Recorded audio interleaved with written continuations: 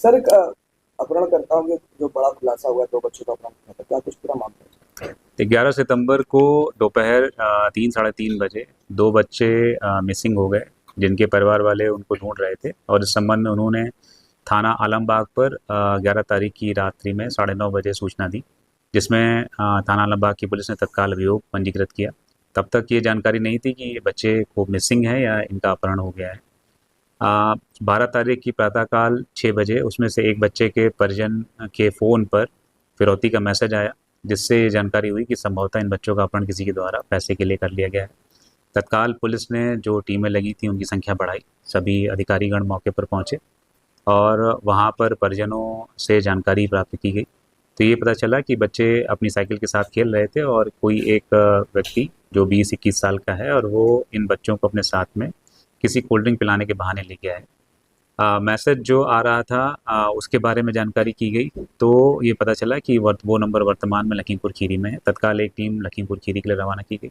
इसी बीच में 8:30 बजे परिजन के फ़ोन पर पुनः कॉल आया अपहरणकर्ता का, लेकिन अपहरणकर्ता स्वयं न बात करके एक बच्चे से ही परिजनों की बात करा रहा था और बार बार इस चीज़ पर जोर दे रहा था कि कतई कि पुलिस को इसमें इन्वॉल्व ना किया जाए और जो मैसेज है, मैसेज में 10 लाख की फिरौती मांगी गई थी, उस मैसेज को फॉलो किया जाए। और बच्चों से बार बार ये भी इमोशनल संदेश देने का प्रयास किया जा रहा था कि क्या आप हमें प्यार नहीं करते हो, ताकि माँ बाप तुरंत वो पैसा दे दें।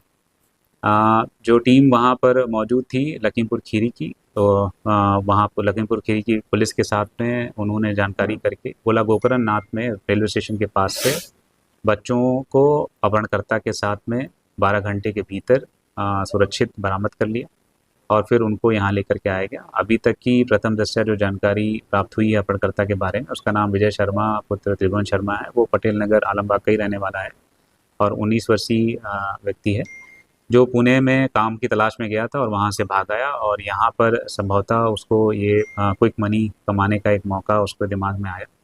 तो उसने इन बच्चों को अपहरण करके उनसे फिरौती मांगी। उसका मूल उद्देश्य फिरौती की रकम प्राप्त करके पुनः पुणे जा कर के कोई व्यवसाय करने का था। अभी तक उसके खिलाफ कोई आपराधिक इतिहास नहीं मिला है। प्रथम दृष्टया ये समझ में आ रहा है कि बच्चों को उसने बहला करके और बीच-बीच में धमका करके अपने साथ में रखा था, इसीलिए बच्चे किसी प्रकार की कोई बात नहीं कर रहे थे।